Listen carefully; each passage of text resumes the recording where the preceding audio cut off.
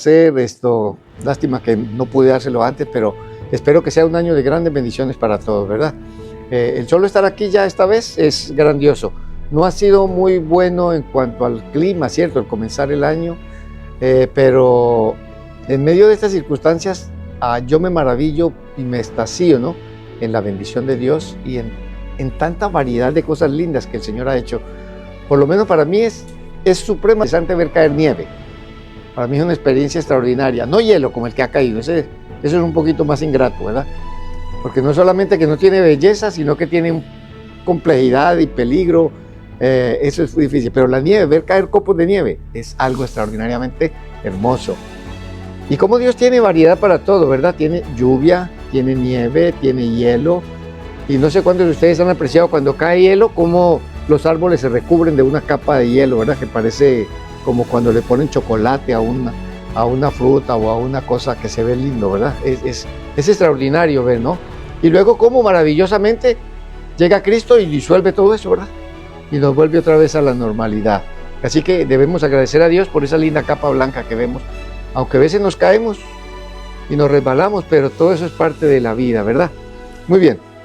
Entonces, comenzando este año nuevo, lo vamos a hacer siempre en el nombre del Todopoderoso, en nombre de nuestro Dios, todos, con gozo, con alegría, saber que este año va a ser de triunfos.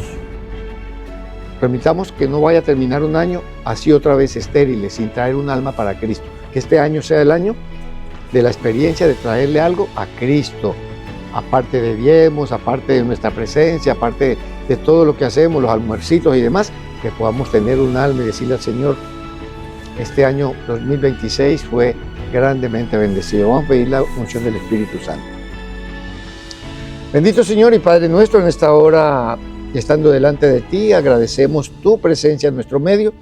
Y Señor, que las palabras que traemos de tu palabra sean de gran bendición para todos. Dale tu Santo Espíritu a la Santa Congregación, a nuestros hermanos que están allá en El Salvador y están escuchando esta predicación. Reciban también ellos el saludo caluroso y el Espíritu Santo, Señor. Gracias por amarnos, danos tu bendición ahora, que tu nombre sea exaltado y glorificado en esta hora. Lo agradecemos y suplicamos en el dulce nombre de Jesús. Amén y amén. Muy bien, Salmo 90:12. Ese salmo lo escribe Salomón, lo escribe Moisés. No lo escribe David, no lo escriben los hijos de Coré, no lo escribe ninguno de ellos, lo escribe Moisés. Y una de las preocupaciones de Moisés en ese salmo es: enséñanos de tal manera a contar nuestros días que traigamos al corazón sabiduría. Es decir, la vida es una experiencia que Dios nos ha dado a todos para vivirla. Y no se olviden, en cada uno de nosotros hay un espíritu. Y el cuerpo no es más que la habitación o el lugar donde descansa el espíritu, ¿cierto? Ya saben de esa dicotomía, de esas dos partes o dos naturalezas que hay en nosotros, ¿cierto? Está el cuerpo y está el espíritu, ¿cierto? Él habita dentro de nosotros y nosotros somos nada más ese lugar de habitación donde habita el espíritu. Entonces voy a hablar en 3 fases esta mañana como desafío para este año. ¿Cuál es el primer y grande desafío que quiero presentarles en el nombre del Señor? Nosotros. El primer desafío somos nosotros, ¿de acuerdo? Es decir, tomemos cada uno nuestra responsabilidad frente a Dios. ¿Qué estoy haciendo con mi vida? ¿Qué quiero hacer este año que sea un encuentro conmigo mismo? Primero que nada, ¿estoy contento de vivir como vivo?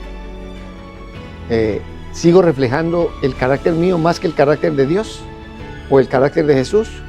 ¿Sigo teniendo esos inconvenientes y problemas que cada vez me desconciertan? Yo quiero decirles con el corazón en la mano, a veces me desconcierto de mí mismo cuando obro de cierta manera. Ha sido de toda la vida y son hábitos que se forman en la vida, pero especialmente en nuestra casa, cuando a veces tenemos algún tipo de contradicción con mi esposa, como a veces podemos ser de un carácter drástico, hasta desconsiderado, y sinceramente llega un momento en que uno se cansa de ser así. ¿Cuántos de ustedes están contentos de ser como son? A ver. Generalmente estamos inconformes con nosotros mismos. Por lo tanto, el primer desafío que yo quiero plantearles para este año es: ¿Qué estoy haciendo con mi vida? ¿Estoy mejorando? ¿Estoy creciendo? Voy a hacer de esta experiencia, de la experiencia de este año, una experiencia de gozo que me haga crecer en el espíritu, que me haga entender que la primera conquista que debo hacer es la de mi propio carácter, la de mi propia vida. Que mis amigos, mi hermano, la iglesia, mi esposo, mi esposa, en el hogar, nuestros hijos puedan ver a alguien que realmente está creciendo en la fe. Porque otra vez, muchos de los problemas y por los cuales la gente no llega al Evangelio es por nuestra manera de ser. ¿Qué están viendo ellos en nosotros? Algunos pueden decir, oye, pero algunos pueden decir, ¿a dónde va usted que es tan buena persona? Pueden decir eso y eso nos ayuda a mejorar, ¿cierto? Como también pueden decir, ¿fulano va a su iglesia? No quiero saber nada de su iglesia. ¿Por qué? Porque no estamos haciendo lo que el Señor manda. Hay un versículo en el capítulo 19 de Salmos, quiero que lo ubiquen conmigo, porque esto nos va a ayudar grandemente, nos va a ayudar a saber que hay cosas que no la podemos utilizar como excusa, pero que intervienen en nuestra vida, son ajenas y no podemos controlarlas, por lo tanto necesitamos del poderoso, valga la redundancia, poder de Dios para poder transformar esa vida que llevamos dentro de nosotros. El Salmo 19, versículo 12 dice, ¿quién podrá entender sus propios errores? En otras versiones dice, ¿quién podrá entender sus propios defectos? O sea, ¿a qué me lleva esta pregunta? ¿Hay cosas ocultas en mí que yo no conozco, que no puedo controlar, que no puedo manejar? ¿Cierto? Algunos a veces dicen, y a mí me ha pasado, una vez me decía un pastor, un coordinador, me decía, pastor, es que usted como yo, porque a mí me pasa lo mismo, me dijo, tiene una manera chocante de hablar. Yo me quedé de una sola pieza. ¿Y a qué se refiere, pastor? Dice, cuando usted habla, dice cosas de repente como con un tipo como de chocancia, así como que no cae bien. Dijo, y yo se lo digo porque a mí me pasa lo mismo, me decía él. Le digo, es que raro, somos pastores los dos y a los dos nos pasa lo mismo, ¿verdad? Pero sí, ese tipo de defectos de los que habla David, que tenemos ocultos y no sabemos cómo manejarlos. En eso descubrimos que necesitamos del poder de Cristo, que nos conoce de arriba abajo, conoce nuestro carácter y sabe cómo hacernos cambiar, cómo poder quitar esos errores que tenemos ocultos. Entonces, ¿quién podrá entender sus propios errores? Y la pregunta es ¿quién? ¿Alguien puede entenderlos o no? ¿Quién? Solo Cristo. Nosotros no, ni siquiera nosotros podemos entenderlo. Por eso somos como somos. Y lo descubre la gente, lo ve la gente, pero nosotros no lo vemos. Pues yo siempre decía eso. Yo decía, pero ¿a qué hora si yo trato de hablar lo más calmado, lo más tranquilo, lo más cortés, respetuoso posible, pero la gente me oye chocante y yo no me doy cuenta?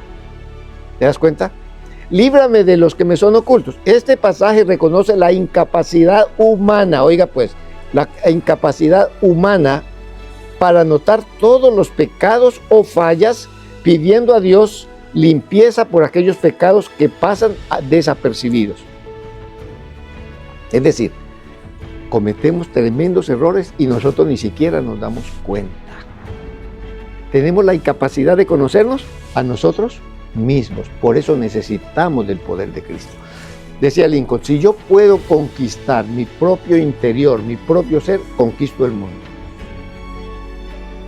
Y Santiago 1:5 nos dice, si alguno tiene falta de sabiduría, demándela a Dios.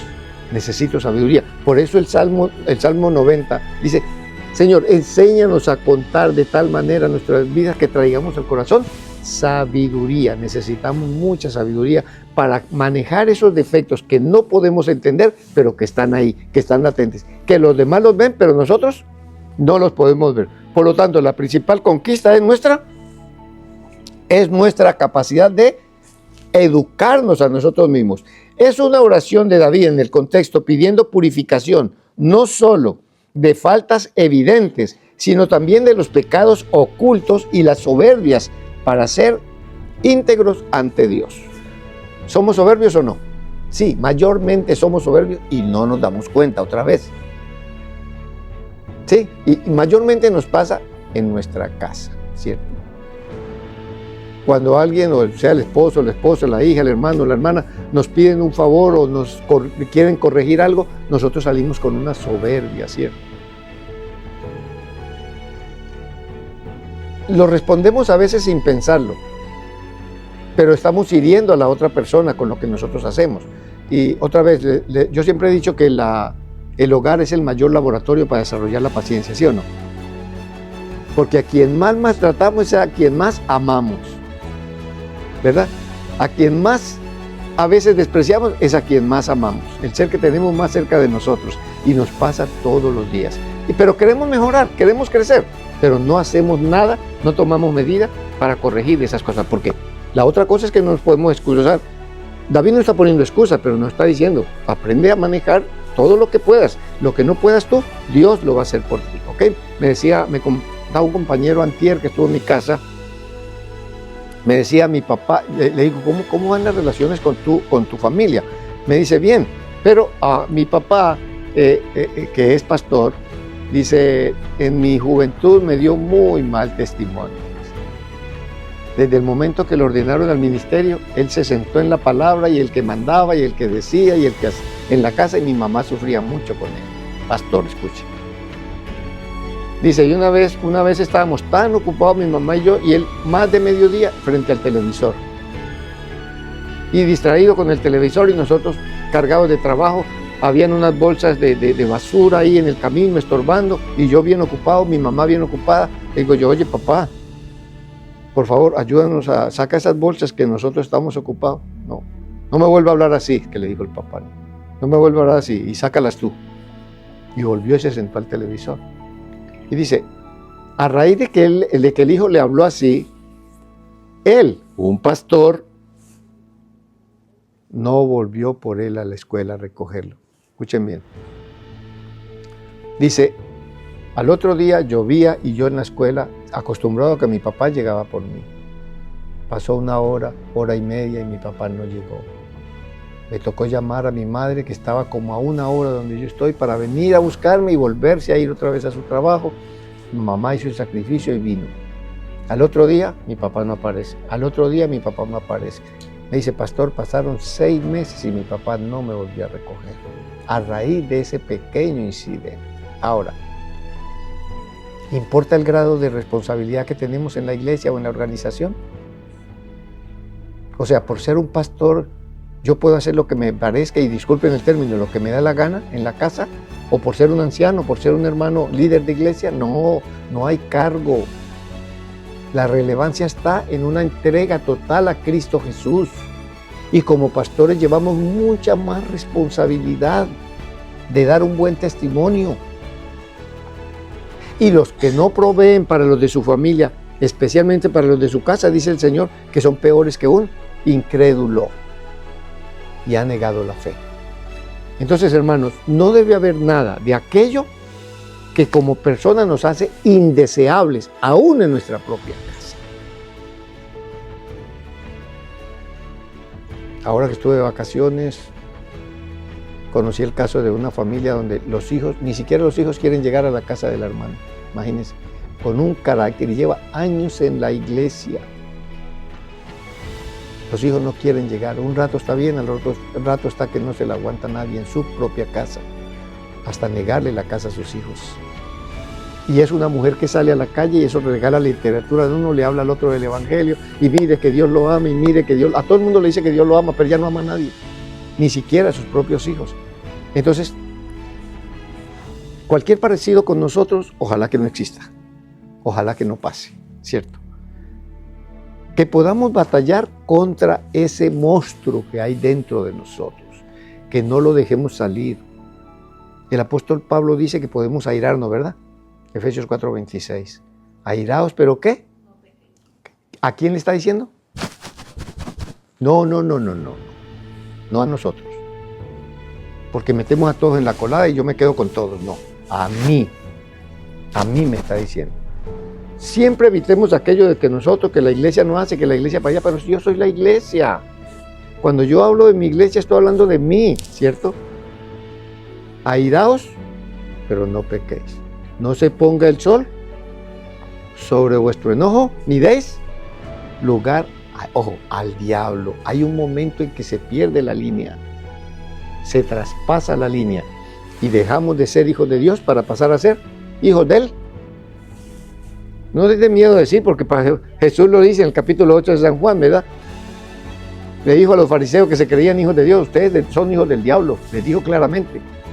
Así que cuando traspasamos los límites, cuando me enojo y no sé distinguir entre la línea cuando paso con el diablo y mientras me quedo con Jesús, cuando me paso es cuando empiezo a vociferar, a insultar, a decir cosas terribles que no las diría en sano juicio, porque ya hay un espíritu contrario que te ha poseído y no te has dado cuenta. Y por darle rienda suelta a ese enojo, a esa ira, a ese mal carácter, no nos medimos. En ese momento estamos en manos de las tinieblas, en manos del enemigo. No seamos ese tipo de representantes de Dios. Seamos representantes dignos, ¿cierto? De andar en la presencia de Dios, porque eso es grandioso, ¿cierto? Muy bien. Entonces, perdóname, dice David, a aquellos de los que no estoy consciente, es decir, de esos pecados que no soy consciente, le pide él a Dios. ¿Cómo puedo conocer todos los pecados escondidos en mi corazón? ¿Cómo puedo conocer todos los pecados escondidos en mi corazón? Difícilmente lo puedo hacer.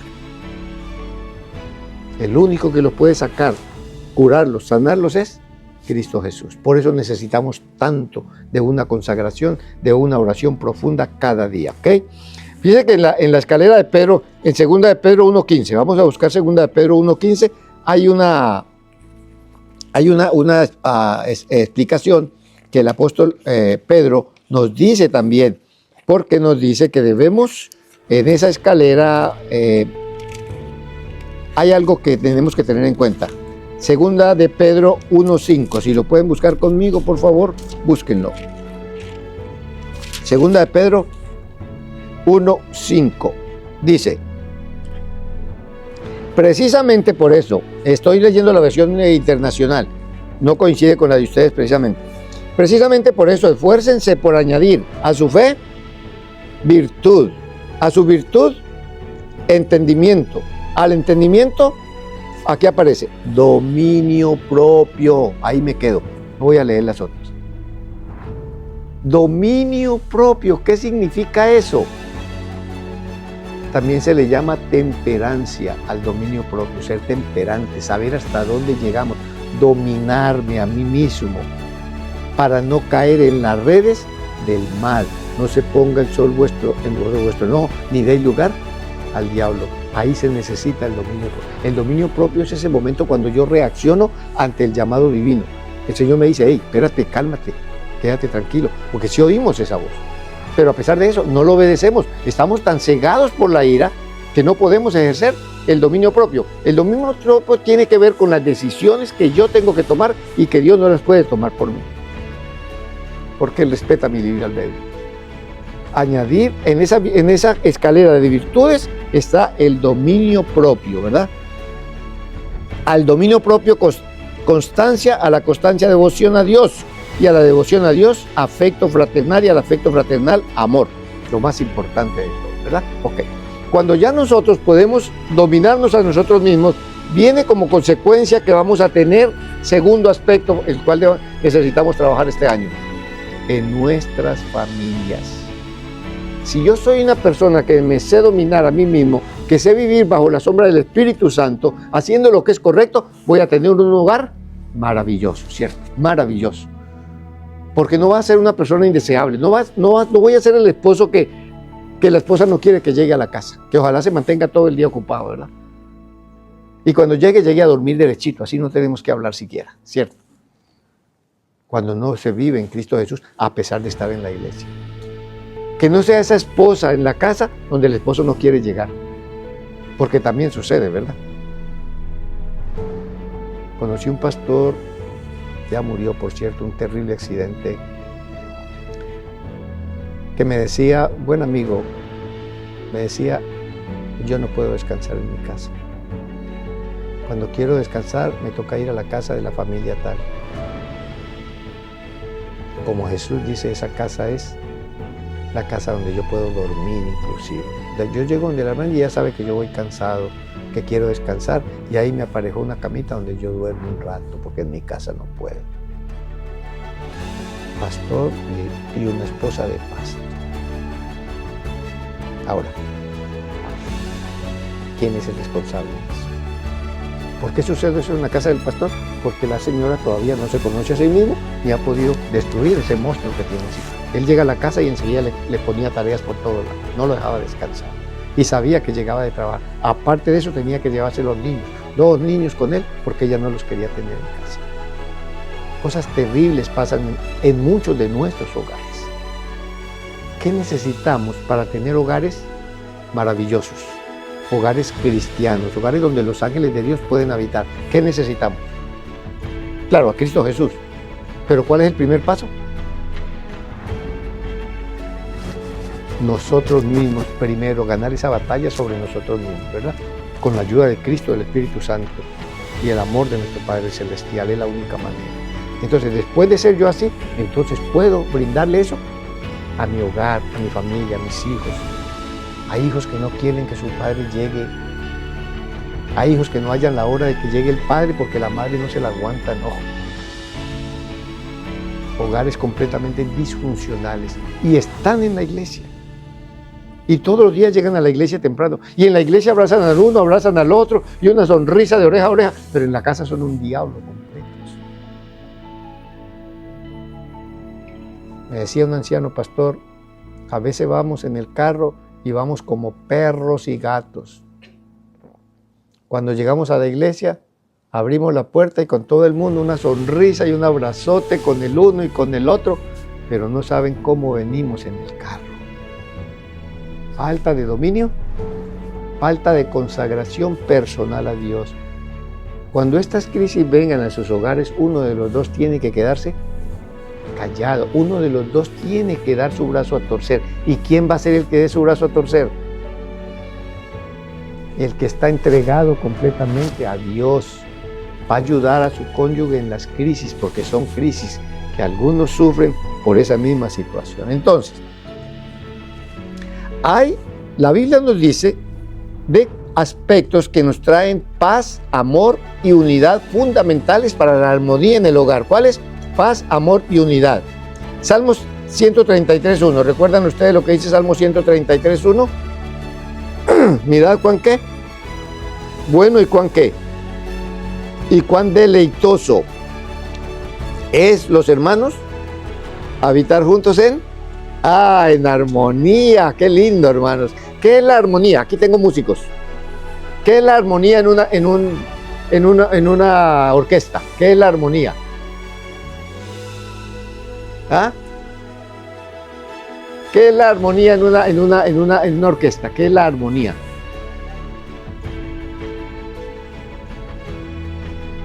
Bueno, ya su palabra lo dice, ¿cierto?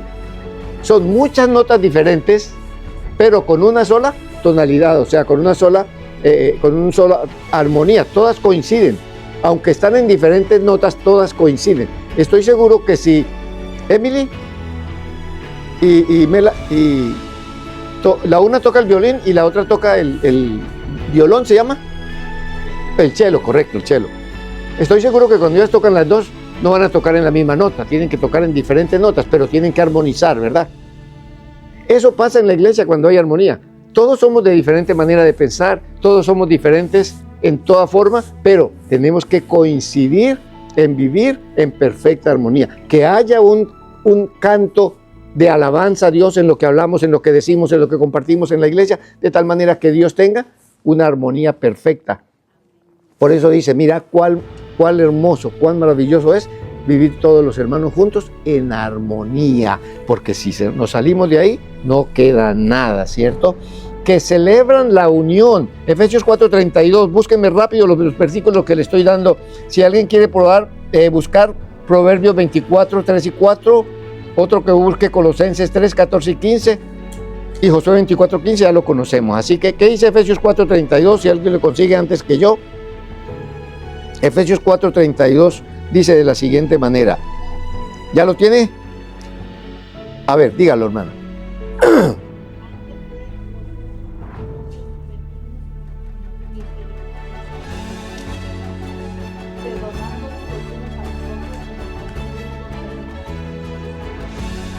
bondadosos, compasivos, perdonadores, ¿verdad? Mutuamente, así como Dios nos perdonó a ustedes en Cristo, también nosotros perdonemos en casa. Está hablando de la casa, ¿cierto? De cómo vivir en armonía, perdonándonos, vivir en paz, ¿ok? Muy bien. Proverbios 24, 3 y 4. Proverbios 24, 3 y 4. ¿Qué nos dice Proverbios 24, 3 y 4?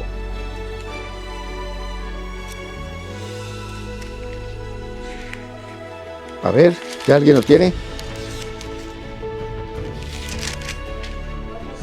Sí, señora.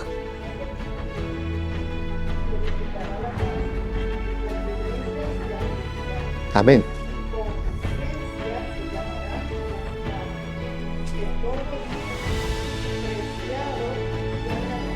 Amén. Qué lindo, ¿verdad? Con sabiduría se edifica la casa. Colosenses 3, 14 y 15. Sí, fíjense que sigue insistiendo el término sabiduría en todo lo que estamos estudiando para la edificación de nuestros caracteres y de nuestra casa. Colosenses 3, 14 y 15. Ese ya lo estamos leyendo en la lección. Colosenses 3, 14 y 15. A ver quién lo tiene.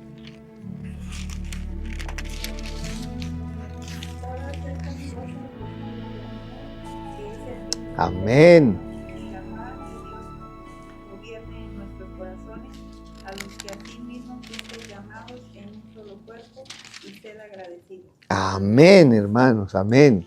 Qué bendito versículo para las familias, para los hogares, para crecer en ellos, ¿verdad? Para vivir una vida maravillosa. Qué lindo cuando el esposo se siente contento con ella, no haya la hora de llegar a su casa para encontrarse con su esposa, darle un abrazote, darle un besito en el cachete y verá, y darle atención que ella necesita, ¿cierto? Y qué bonito que ella esté dispuesta también a que él lo haga, porque muchas esposas también niegan eso, ¿eh?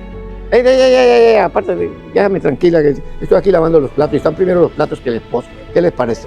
Y eso echa a perder el hogar, claro. Porque un esposo meloso quiere que su esposa lo sea también, que le entienda, ¿verdad? Pero algunos la excusa es, es que yo no soy meloso, es que yo no soy, me fastidia que me esté molestando. No, nada de eso. ¿Para qué nos juntó Dios como esposo y esposa? Para que nos amemos. Por lo tanto, deben ser comprensivos el uno al otro, como dice aquí la palabra del Señor. Muy bien. Entonces, Josué 24:15. Recuerda, ese ya no hay que buscarlo porque ya lo conocen, ¿verdad? ¿Qué es lo que dice Josué 24:15? Bueno, resumiendo, porque dice otras cosas más. Dice, si deseáis servir a otros dioses, a los que sirvieron al otro, por tanto lo estuvieron vuestros padres, pero yo y mi casa, ¿qué? Eso tiene que estar bien claro, hermano. Cuando yo y mi casa servimos a Jehová, no hay tiempo para darle lugar al diablo en el enojo, ¿eh? A ver, a las esposas, ¿cuánto tiempo se demoran ustedes enojadas con su esposo que no le hablan cuando tienen un problema? ¿Cuánto tiempo se demoran? Sean sinceras, ¿eh? ¿No qué? Ya estoy viendo que... Así, como si fuera un avión, volando. No. No es bueno. Conozco parejas que pasan semanas y hasta meses enojados. Eso no puede ser. Esos hogares no pueden servir al Señor y no hay un encuentro personal con Cristo en forma familiar. Muy bien, hermanos.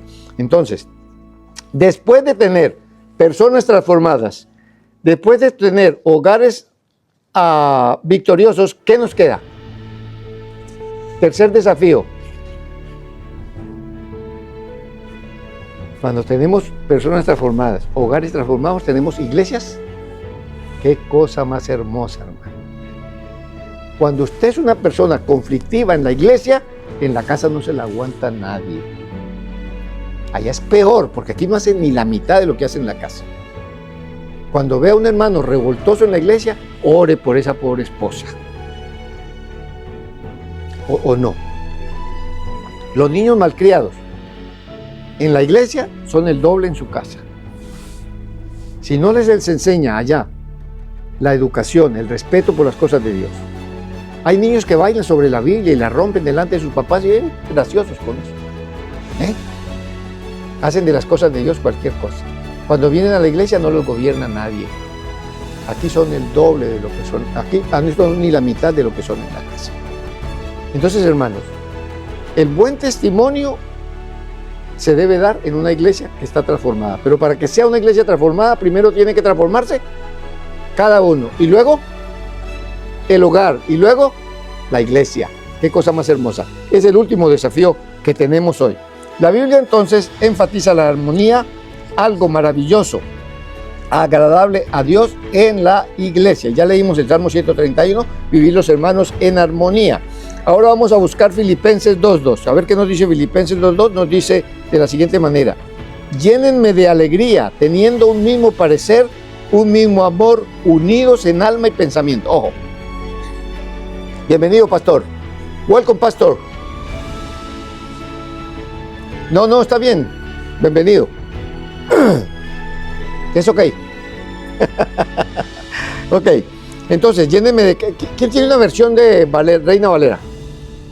Que es la que manejan la mayoría de ustedes. A ver, ¿alguien me quiere leer? ¿Alguien me quiere leer? Sí. Capítulo 2 de Filipenses. Ajá. Ajá. Diciendo lo mismo, teniendo el mismo amor, unánimes, sintiendo una misma cosa. Ok, sintiendo todos una misma cosa, ¿verdad? Es decir, viviendo en armonía. Vamos a leer Primera de Corintios 1.10. Primera de Corintios 1.10. A ver qué nos dice Primera de Corintios 1.10. Dice de la siguiente manera. A ver, 1.10. Vamos acá. Les suplico, hermanos, en el nombre de nuestro Señor Jesucristo, que todos vivan en armonía y que no hayan divisiones entre ustedes. ¿Alguien dice amén? Sino que se mantengan unidos en un mismo pensar y en un mismo propósito. Y mire cómo lo habla Pablo. Pablo está diciendo, les suplico, hermanos, por favor, no está dando una orden, no les está regañando, les está, por favor, hermanos, por favor, en el nombre de Jesucristo. Es decir, ahí viene el poder para reforzar esto, ¿verdad? Del Señor Jesucristo, que todos vivan en armonía, no se olviden de la armonía, y que no haya divisiones entre ustedes, el uno que yo soy de Pablo, el otro que yo de Apolos y el otro que yo no de que... No, en Cristo Jesús es el único, ¿cierto? Entre ustedes, sino que se mantengan unidos en un mismo pensar, en un mismo propósito.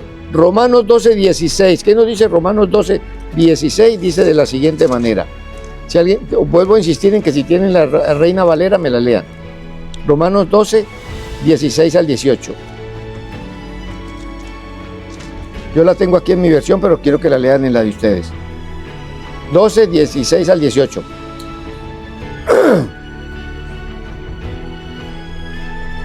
A ver, duro, bien duro.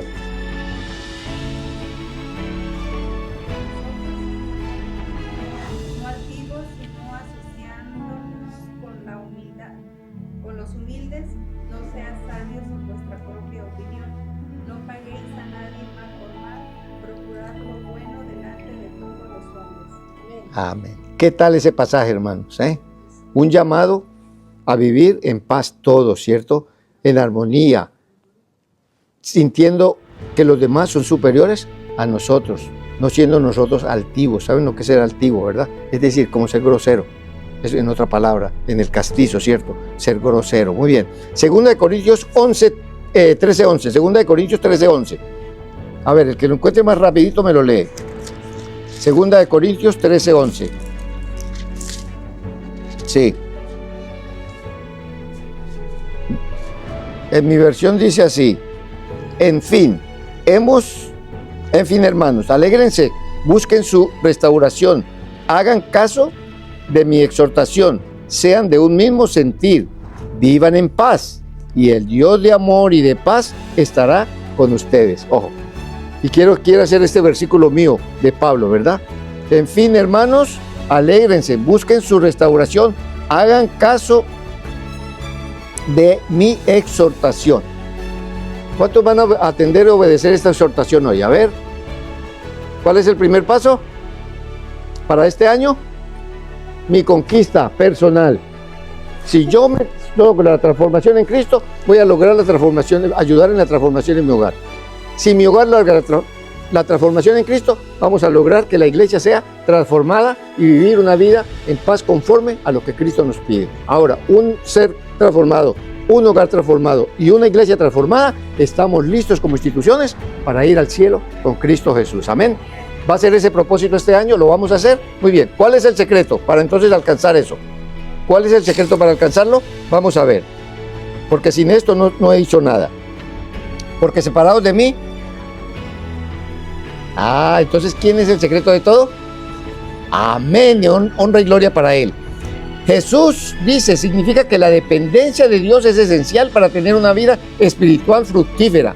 Así como una rama no puede sobrevivir ni dar fruto si se separa de la vid, el ser humano carece de toda fuerza o propósito y gracia necesarios para vivir conforme al diseño divino sin estar conectados con Jesús. Jesús es la vid y los creyentes son las ramas, ¿cierto?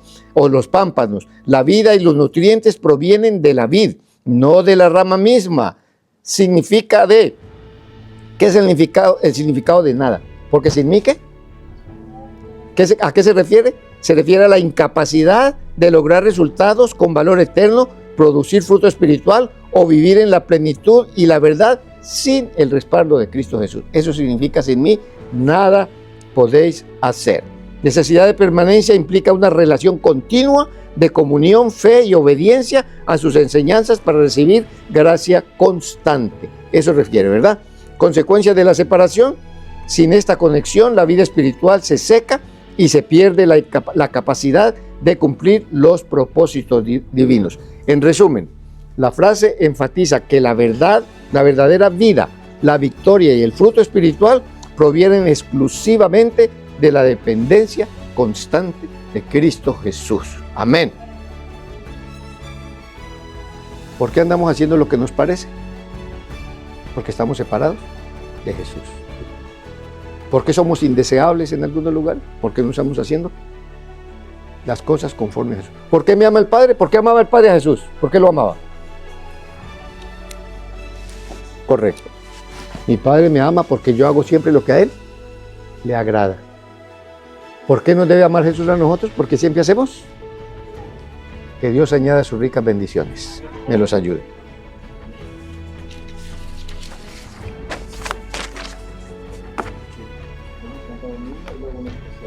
Eso. Vamos a cantar las estrofas del himno. Hermano, hagámoslo.